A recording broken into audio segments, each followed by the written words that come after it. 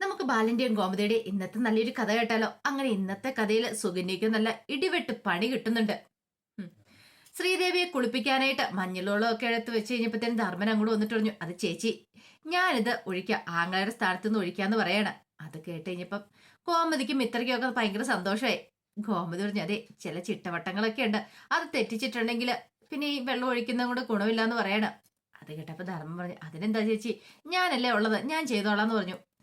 മറഞ്ഞു നിന്ന സുകന്യക്ക് അത് കണ്ടപ്പോ ഭയങ്കര സന്തോഷമായി. സുകന്യ മറഞ്ഞു നിൽക്കുവാണ് ശ്രീദേവി കുളിപ്പിക്കുന്ന കാണാൻ വേണ്ടിയിട്ട്, ചൊറിയുന്ന കാണാൻ വേണ്ടിയിട്ട്. ഒഴിക്കൊഴിക്ക്, എല്ലാരും കൂടെ കൂടി അങ്ങോട്ട് കുളിപ്പിക്കുക. കുളിപ്പിച്ച് കഴിഞ്ഞ് കഴിയുമ്പോഴത്തേനും ശ്രീദേവിയെ ചൊറിയാൻ തുടങ്ങും. അങ്ങനെ ബ്ലഡ് ടെസ്റ്റ് നടത്തി കഴിയുമ്പോഴത്തേനും നായക്കരണപ്പൊടിയുടെ അംശം കണ്ടെത്താൻ സാധിക്കും. അങ്ങനെ വന്നു കഴിയുമ്പോൾ പ്രശ്നമാവും കണ്ടു. പക്ഷെ ഒരു കാര്യമുണ്ട്, അങ്ങനെ നായക്കരണപ്പൊടിയുടെ ഇത് വന്നിട്ടുണ്ടെങ്കിൽ മിത്രനെ എങ്ങനെ സംശയിക്കും? ആരും മിത്രനെ സംശയിക്കില്ല. മിത്ര അങ്ങനെ ഒരു തെറ്റ് ചെയ്യുന്ന എല്ലാരും വിശ്വസിക്കും. അപ്പൊ എന്താ ചെയ്യണ്ടേ? ഒരു കാര്യം ചെയ്യാം, മിത്രയുടെ മുറിയിലും കുറച്ച് നായക്കരണപ്പൊടി കൊണ്ടുപോയി വെക്കാം. പിന്നീട് താൻ തന്നെ എല്ലാവരുടെയും മുറി പരിശോധിക്കുന്ന സമയത്ത് മിത്രയുടെ മുറിയിൽ നിന്ന് അത് കണ്ടെടുക്കുകയും ചെയ്യാം. അപ്പം മിത്രക്കിട്ട് പണി കിട്ടും. മിത്ര ഒറ്റപ്പെട്ട് പോയിക്കോളും. അങ്ങനെ ഒരു ചിന്തയോട് കൂടിയിട്ട് സന്തോഷിക്കുന്ന സുകന്യ ഇത് പെട്ടെന്ന് കൈയൊക്കെ പൊക്കി ആഹ്ലാദ പ്രകടനം നടത്തുകയാണ്. അപ്പോഴേക്കും അവിടെ ചെടിച്ചട്ടി ഇരിപ്പുണ്ടായിരുന്നു.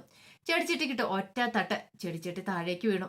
എല്ലാരും ഞെട്ടലോടുകൂടി അങ്ങോട്ട് നോക്കി. ശബ്ദം കേട്ട് കഴിഞ്ഞപ്പോ അപ്പോൾ സുകന്യ അവിടെ നിൽക്കുന്നുണ്ട്. സുകന്യക്ക് ആകെപ്പാടൊരു പതർച്ചയുണ്ടായി.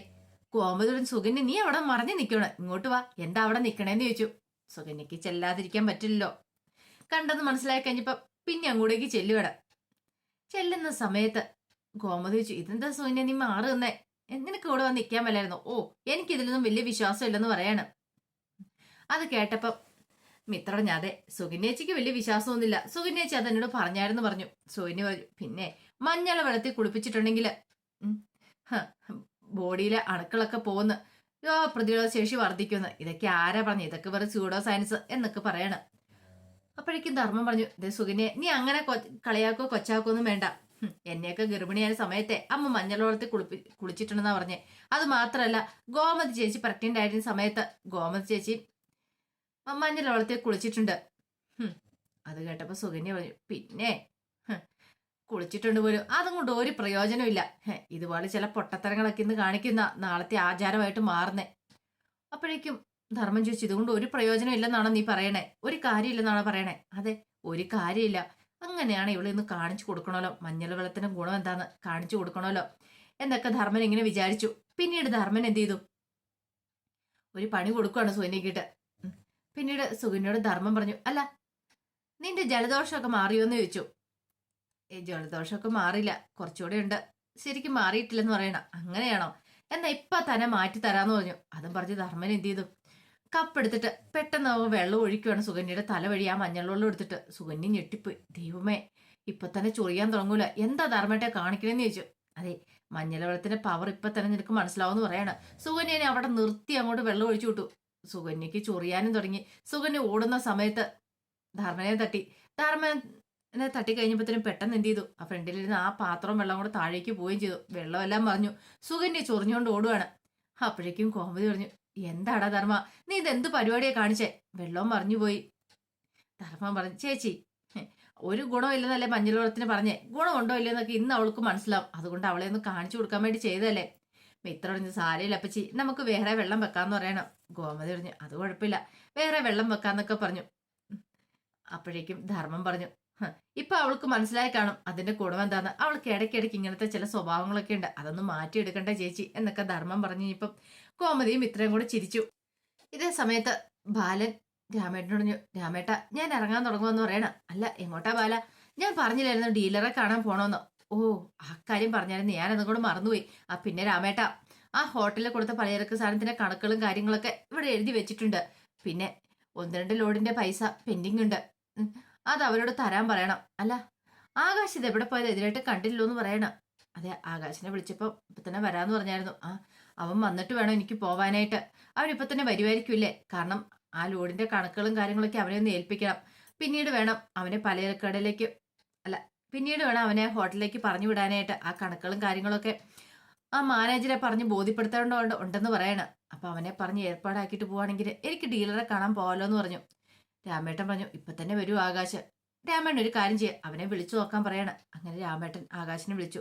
നീ ഇതെവിടെയാ? പെട്ടെന്ന് ഇങ്ങോട്ടേക്ക് വാ എന്ന് പറഞ്ഞു. ഉം ശരിയെന്ന് ആകാശ് പറഞ്ഞു. പക്ഷെ പറഞ്ഞല്ലാതെ വന്നില്ല. കുറെ സമയം കഴിഞ്ഞു പോയി. 1-2 മണിക്കൂർ കഴിഞ്ഞു പോയി. 3 മണിക്കൂർ കഴിഞ്ഞപ്പോഴത്തേനും ബാലൻ ദേഷ്യമായി. വീണ്ടും ആകാശിനെ വിളിക്കുകയാണ്.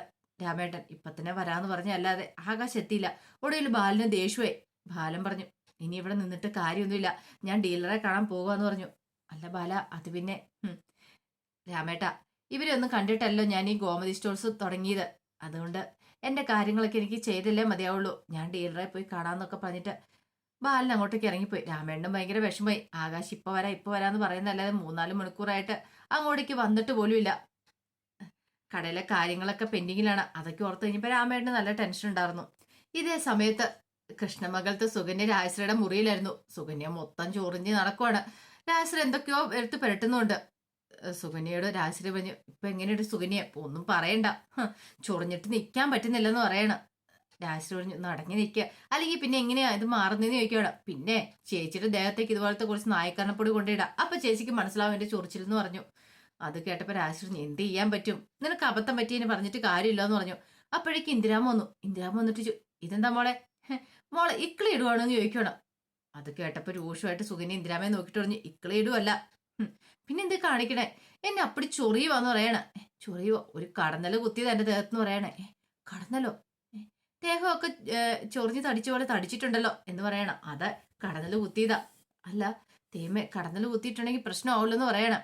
ഒരു കടന്നലല്ല, 3 കടന്നൽ എന്നെ കുത്തിയെന്ന് പറഞ്ഞു. അത് കേട്ടപ്പോ ഇന്ദിരാൻ പറഞ്ഞു, അല്ല കടന്നലിനെ കൊന്നു കളഞ്ഞോന്ന് ചോദിക്കണം. അതിനെ ഞാൻ കൊല്ലുന്നുണ്ട്, ഞാൻ ചുട്ടു കൊല്ലുന്നുണ്ടെന്ന് പറയണ. രാജശ്രീ പറഞ്ഞു, അത് ശരിയാ, തീ വെച്ചാ മതി എന്ന് പറയണം. പിന്നീട് സുകന്യ ചോദിച്ചു, അല്ല അമ്മയ്ക്ക് ഞാൻ ആ കടന്നലിനെ കൊല്ലുന്നോണ്ട് എന്തെങ്കിലും പ്രശ്നമുണ്ടോ? എന്ത് പ്രശ്നം? കടന്നലിനെ കൊല്ലുന്നോണ്ട് എന്ത് പ്രശ്നം എനിക്കുള്ളത് എന്ന് ചോദിച്ചു. ഇന്ദിരാമ്മയ്ക്കൊന്നും മനസ്സിലായില്ല. അപ്പോഴേക്കും സുകന്യ പറഞ്ഞു, 3 കടന്നലിനെ ശരിയാക്കുന്നുണ്ട്. ഈ സുകന്യ ആരാന്ന് മറ്റവൾക്കൊന്നും അറിയത്തില്ല. അല്ല സുകന്യ, നീ എന്താ ഇങ്ങനെയൊക്കെ പറയണെന്ന് ചോദിക്കോടെ. രാജശ്രീ പറഞ്ഞു, പിന്നെ അവളാടെ ആകെപ്പാടെ ഭ്രാന്ത് പിടിച്ച് നിൽക്കുമ്പോഴാ അമ്മ ഇങ്ങനെയൊക്കെ പറയുന്നേ, അമ്മയൊന്നും മിണ്ടാതിരിക്കാമെന്നൊക്കെ പറഞ്ഞ് രാജശ്രീ ഇന്ദിരാമ്മയോട് ദേഷ്യപ്പെടുകയാണ്. ആ സമയത്തൊക്കെ സുകന്യക്ക് നിൽക്കാനും മേലെ ഇരിക്കാനും മേലാത്ത അവസ്ഥയിൽ സുകന്യ മേപ്പോട്ടും കീപ്പോട്ടും കിടന്ന് ചാടുകയാണ്. അതേ ഒരവസ്ഥയായിരുന്നു സുകന്യക്ക്. ഇതേ സമയം മിത്രയ്ക്ക് വേണ്ടിയിട്ട് ആരും ഗ്രൗണ്ടിന്റെ അവിടെ വെയിറ്റ് ചെയ്ത് നിൽക്കുകയാണ്. കാണാതെ വന്നു കഴിഞ്ഞപ്പത്തിന് ആരും മിത്രയെ ഫോൺ വിളിക്കുക. മിത്ര ഇത് എവിടെയാ? എത്ര സമയം ഞാൻ വെയിറ്റ് ചെയ്ത് നിൽക്കുന്നതെന്ന് അറിയാവോ? അപ്പോഴേക്കും മിത്ര പറഞ്ഞ്, ആര്യ ഇതേ ഞാനിവിടെ എത്തി, ഇങ്ങോട്ട് നോക്കാൻ പറയണ. അപ്പോഴേക്കും കുറച്ചപ്പുറം മാറി മിത്ര എത്തിയിട്ടുണ്ടായിരുന്നു. എന്നാൽ പെട്ടെന്ന് ഇങ്ങോട്ട് വരാൻ പറഞ്ഞു. അങ്ങനെ മിത്ര അവിടേക്ക് വരുവാണ്. വന്നു കഴിഞ്ഞപ്പോഴത്തേനും ആരും ചോദിച്ചു, ഇത് എത്ര സമയമായി ഞാൻ കാത്തിരിക്കുന്നേ, 5 മണിക്ക് വരാന്ന് പറഞ്ഞിട്ട് ഇതിപ്പോ സമയം എത്രയായി നോക്കിയെന്ന് പറയണം. അപ്പോഴേക്കും മിത്ര പറഞ്ഞു, വരാന്ന് ഞാൻ പറഞ്ഞല്ലോ, ഞാൻ എത്തിയില്ലോ, പക്ഷെ പെട്ടെന്ന് അങ്ങനെ വീട്ടിൽ നിന്ന് ഇറങ്ങി വരാൻ പറ്റില്ലായിരുന്നു പറയണം. അതെന്താ? ആ സുകന്യേച്ചി ഹാളിൽ തന്നെ ഇരിക്കുമായിരുന്നു കുറെ ക്രീമൊക്കെ തേച്ചോണ്ട്, അതുകൊണ്ട് എനിക്ക് അവിടെ നിന്ന് ഇറങ്ങാൻ പറ്റിയില്ല. ഇനിയിപ്പോ ഇറങ്ങണ സമയത്ത് 100 ചോദ്യങ്ങൾ വരും. പിന്നെ ആ സാധനം മുറിയിലേക്ക് കയറി പോയതിന് ശേഷം എനിക്ക് അവിടെ നിന്ന് ഇറങ്ങാൻ പറ്റിയെന്ന് പറയണം. ആര്യം പറഞ്ഞു, അതെ പ്രാക്ടീസൊക്കെ നല്ല രീതിയിൽ തന്നെ പോണം. ശരി സമ്മതിച്ചു. അല്ല പ്രാക്ടീസ് കഴിഞ്ഞ് കഴിയുമ്പത്തേനുവേ ലോറിയിൽ എന്നെ ഒരു റൗണ്ട് വെക്കാൻ പറ്റുമോ? അപ്പൊ ആര്യനാണെങ്കിലോ ജോലി കഴിഞ്ഞ് അവിടുന്ന് അങ്ങോട്ട് വരുന്ന വഴിയായിരുന്നു. ആര്യം പറഞ്ഞു, പിന്നെ ലോറിയിൽ റൗണ്ട് വെച്ചോലും മിണ്ടാതിരുന്നോണെന്നൊക്കെ പറഞ്ഞ് ആര്യം ദേഷ്യപ്പെട്ടു. അങ്ങനെ പിന്നീട് അവര് പ്രാക്ടീസ് തുടങ്ങണം. ആര്യം ടൈമറൊക്കെ എടുത്തു വെച്ചു. മിത്ര ഓടാൻ തുടങ്ങി. കുറച്ച് സമയം കഴിഞ്ഞ് കഴിഞ്ഞപ്പോഴത്തേനും മിത്ര ആകെപ്പാടെ ക്ഷീണിച്ചു വന്നിരിക്കുകയാണ്. ആര്യം പറഞ്ഞു, അതെ ഇന്ന് കുറച്ച് ലേറ്റ് ആയിട്ടോ എന്ന് പറയണം. അത് കേട്ടപ്പോൾ മിത്രയ്ക്ക് വിഷമായി. മിത്ര ചോദിച്ചു, 10 മിനിറ്റും കൊണ്ട് ഞാൻ ഓടി വരുന്നായിരുന്നു, ഇന്ന് അത് നടക്കുന്നില്ലല്ലേ എന്ന് ചോദിക്കണം. അതെ അതെ, 10 മിനിറ്റ് എന്നുള്ളത് ഇന്നത്തെ കാര്യത്തിൽ ശരിയായില്ലെന്ന് പറയണം. മിത്രയ്ക്ക് വിഷമായി. അപ്പോഴേക്കും ആര്യം പറഞ്ഞ്, വിഷമിക്കണ്ടോ, കുറെ ദിവസമായിട്ട് മാമന്റെ കല്യാണമൊക്കെ പ്രമാണിച്ച് പ്രാക്ടീസ് ചെയ്യുന്നുണ്ടായിരുന്നില്ലല്ലോ, അപ്പൊ അതുകൊണ്ടുള്ള പ്രശ്നമാണ്. സാരമില്ല, ഇതൊക്കെ നിസ്സാര കാര്യമല്ലേ, ഒന്നുകൂടെ ഉത്സാഹിച്ചിട്ടുണ്ടെങ്കിൽ 10 മിനിറ്റ് മുമ്പേ ഓടിയെത്താൻ സാധിക്കും എന്നൊക്കെ പറയണം. അങ്ങനെ അതെല്ലാം കേട്ട് കഴിഞ്ഞപ്പോൾ മിത്രയ്ക്ക് ആ പാടെ വിഷമായി. മിത്ര പറഞ്ഞു, എന്നാലും ആര്യ എനിക്ക് ഫിസിക്കൽ ടെസ്റ്റ് പാസ്സാകാൻ പറ്റുമായിരിക്കും അല്ലേ, ഇല്ലെങ്കിൽ എൻ്റെ പ്രതീക്ഷകളൊക്കെ താർന്നു പോകും. റിട്ടേൺ ടെസ്റ്റ് എഴുതി കഴിഞ്ഞപ്പോൾ ഒരു ആത്മവിശ്വാസമൊക്കെ ഉണ്ടായിരുന്നു. അപ്പോഴേക്കും ആര്യം പറഞ്ഞു, ദേ നിനക്ക് ഉറപ്പായിട്ട് ഈ ജോലി കിട്ടും, നീ ഒന്ന് ആലോചിച്ച് നോക്കിയേ. റിട്ടേൺ ടെസ്റ്റ് എഴുതാൻ പോയ കാര്യം, എന്തൊക്കെ പ്രശ്നങ്ങളോട് കടന്നാൽ നമ്മൾ റിട്ടേൺ ടെസ്റ്റ് എഴുതി പാസ്സായത്. ഇനിയിപ്പോൾ ഫിസിക്കൽ അല്ലേ ഉള്ളൂ, അത് നിനക്ക് പാസ്സാകാൻ സാധിക്കും, ഞാനല്ലേ പറയണേ എന്നൊക്കെ പറഞ്ഞു. അത് കേട്ട് കഴിഞ്ഞപ്പോൾ ചെറിയൊരു ആശ്വാസമൊക്കെ തോന്നി മിത്രയ്ക്ക്. പിന്നീട് ആര്യന് ഒരു പൊതിയെടുത്തു. അതിനകത്ത് കഴിക്കാനുള്ള ആഹാരമായിരുന്നു. അങ്ങനെ രണ്ടുപേരും കൂടെ കഴിക്കുകയാണ്. പരസ്പരം വാരി കൊടുത്ത് രണ്ടുപേരും കൂടെ അവിടുന്ന് കഴിച്ചു. മിത്രയ്ക്ക് ചെറിയ സന്തോഷമൊക്കെ തോന്നി ആ സമയത്ത്. പിന്നീട് മിത്ര പറഞ്ഞു, ആ സുകന്യേച്ചിയുടെ കാര്യം പറഞ്ഞിട്ടുണ്ടെങ്കിൽ ഭയങ്കര ഇതാ, അതെന്താ അങ്ങനെ പറഞ്ഞേ? അല്ല, ആ, ഇപ്പൊ ശ്രീദേവിച്ചിക്കാണെങ്കിൽ ഫ്രൂട്ട്സും കാര്യങ്ങളൊക്കെ അങ്കിളാണെങ്കിലും എല്ലാരും വാങ്ങിച്ചോണ്ട് വരില്ലോ. അതൊന്നും ശ്രീദേവിച്ചല്ല കഴിക്കുന്ന എല്ലാം സുകന്യേച്ചിയാന്ന് പറയണേ. സുകന്യേച്ചോ? അതേന്നെ. എപ്പോഴും അതിരുന്ന് കഴിച്ചുകൊണ്ടിരിക്കും, ഫ്രൂട്ട്സും കാര്യങ്ങളൊക്കെ എടുത്ത് കഴിച്ചുകൊണ്ടിരിക്കും. ഈ പറയുന്ന ശ്രീദേവിച്ചിക്കൊന്നും കിട്ടാറ് പോലും ഇല്ലെന്ന് പറയണ. അത് കേട്ടുകഴിഞ്ഞപ്പത്തേനും ആരിന്റെ അവിടെ നിന്ന് ചിരിക്കുവാണ്. ഇതേ സമയത്ത് കൃഷ്ണമംഗലത്ത് അനന്തന്റെ അടുത്തേക്ക് നന്ദിത വരുവാണ്. നന്ദിത വന്നിട്ട് പറഞ്ഞു, അനന്തേട്ടാ എനിക്ക് ചില കാര്യങ്ങളൊക്കെ സംസാരിക്കാണ്ടെന്ന് പറയണ. എന്ത്? ആ സുകന്യയുടെ പോക്ക് അത്ര ശരിയാന്ന് തോന്നില്ല എന്ന് പറയണ. അതെന്താ ഇപ്പൊ നീ അങ്ങനെ പറയാൻ കാരണം? അല്ല, സുകന്യ അത്ര ശരിയാന്ന് തോന്നില്ല. ദേവമംഗലത്തെ കുറ്റം പറഞ്ഞുകൊണ്ട് എപ്പോഴും ഇങ്ങോട്ടേക്ക് വരും. രാശ്രയമായിട്ട് ഒന്ന് ചർച്ച ചെയ്യുന്ന കാണാം. അതത്ര ശരിയായിട്ടുള്ള കാര്യമൊന്നുമല്ല. സുകന്യക്കാണ് അവിടെ പിടിച്ചിട്ടില്ല എന്ന് തോന്നേ. അത് കേട്ട് കഴിഞ്ഞപ്പോ ഒരു നിമിഷം ആലോചിച്ചിട്ട് അനിത പറഞ്ഞു, അതിനകത്ത് എന്താ ഇപ്പൊ സുകന്യയുടെ സ്വഭാവം?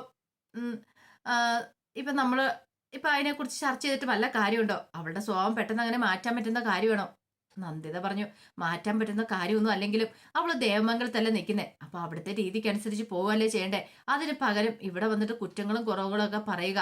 അത് മാത്രമല്ല, എന്തൊക്കെയോ പ്ലാനുകളൊക്കെ ഉണ്ട് രാജശ്രീ സുകന്യയും തമ്മില്. പ്ലാനുകളോ? അതേന്നെ. അത് കേട്ട് കഴിഞ്ഞപ്പത്തേനും അനന്ത പറഞ്ഞു, അല്ല ഞാൻ ഒരു കാര്യം ചോദിച്ചിട്ട്, കൃത്യസമയത്ത് തന്നെ സുകന്യ വന്നോണ്ടല്ലേ ധർമ്മന്റെ കല്യാണം നടന്നേ. ഇല്ലായിരുന്നെങ്കിൽ എന്ത് ചെയ്തേരം? നീ ഒന്ന് ആലോചിച്ച് നോക്കിയേ. അതൊക്കെ ശരിയാണ് ചേട്ടാ. പക്ഷേങ്കിൽ ഈ പറയുന്ന സുകന്യയുടെ വീട്ടുകാർ ഇതിനായിട്ട് ഇങ്ങോട്ട് വന്നിട്ടുണ്ടോ? ഇല്ലല്ലോ, ഒരു വട്ടം പോലും വന്നിട്ടില്ല. കല്യാണം കഴിപ്പിച്ചു വിട്ടാ വരണ്ടതല്ലേ? അമ്മയ്ക്കും എനിക്കൊക്കെ അതാ സംശയം. ഇതുവരെയായിട്ടും വരാത്ത എന്താ? അത് മാത്രമല്ല, ആരും ഒന്ന് തിരിഞ്ഞു നോക്കുവോ ഫോൺ വിളിക്കുകയോ ഒന്നും ചെയ്യുന്നില്ല എന്ന് എനിക്ക് തോന്നുന്നേ. അനന്തം പറഞ്ഞു, അതൊക്കെ നിന്റെ വെറും തോന്നൽ മാത്രമായിരിക്കും. തോന്നലൊന്നുമല്ല, വീട്ടുകാർ വന്നിട്ടില്ല എന്നുള്ള കാര്യം സത്യമല്ലേ? ഇതുവരെയായിട്ടും വന്നിട്ടില്ല. നല്ല രീതിയിൽ കല്യാണം കഴിപ്പിച്ചിട്ടാണെങ്കിൽ അങ്ങനെ വരേണ്ടതല്ലേ അവര്? പിന്നെ അത് മാത്രമല്ല, രാജശ്രീ സുകന്യയും തമ്മിൽ എന്തൊക്കെയോ പ്ലാനിങ് നടത്തുന്നുണ്ടെന്ന് തോന്നേ. അറിയാലോ അനന്തേട്ട, അങ്ങനെ എന്തെങ്കിലും സംഭവിച്ചു കഴിഞ്ഞിട്ടുണ്ടെങ്കിൽ ആ ബാലിനെതിരെ ആയിരിക്കും. ബാലിനൊരു കിട്ടാനുള്ളത് കിട്ടണമെന്ന് പറയണം. അത് കേട്ടപ്പത്തേനും നന്ദിത് പറഞ്ഞു, അങ്ങനെ പറയരുത് അനന്തേട്ട. അതിന് ബാലന് എന്താ ചെയ്തേ? ഇനിയിപ്പം ബാലനോട് ശത്രുതയാണെങ്കിൽ ധർമ്മൻ എന്ത് പഴിച്ചു?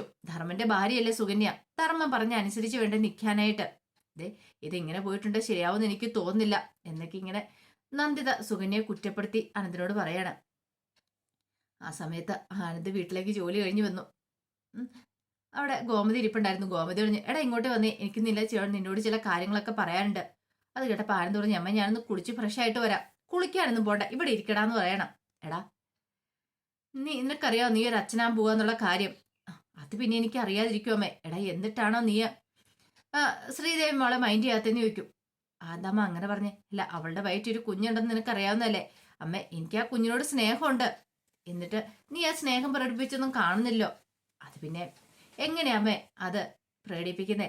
എന്റെ മനസ്സിലതുണ്ടെന്ന് പറയണ. പിന്നെ അത് മാത്രമല്ല, കുഞ്ഞിനോട് എനിക്ക് സ്നേഹം ഉണ്ടല്ലോ എന്ന് പറഞ്ഞു. എടാ കുഞ്ഞിനോട് മാത്രം സ്നേഹം കാണിച്ചിട്ട് കാര്യമില്ല. ഈ സമയത്ത് കുഞ്ഞിന്റെ അമ്മയോടും കൂടെ കുറെ സ്നേഹം കാണിക്കണമെന്ന് പറയണം. അത് കേട്ടപ്പം ആനന്ദിന് എന്ത് മറുപടി പറയണമെന്ന് അറിയില്ലാതെ ആനന്ദ് ഗോമതി ഒരു ഞെട്ടലോടുകൂടി നോക്കുകയാണ്. അപ്പൊ അതിന്റെ വിശേഷങ്ങളൊക്കെ എന്ന് കാണുന്നത്. ഇതിന്റെ ബാക്കി വിശേഷങ്ങളുമായിട്ട് വൈകുന്നേരത്തെ പ്രമോയി വരാട്ടോ. ഒരിക്കൽ കൂടി എല്ലാവർക്കും ശുഭദിനം നേർന്നുകൊണ്ട് നിർത്തുന്നു.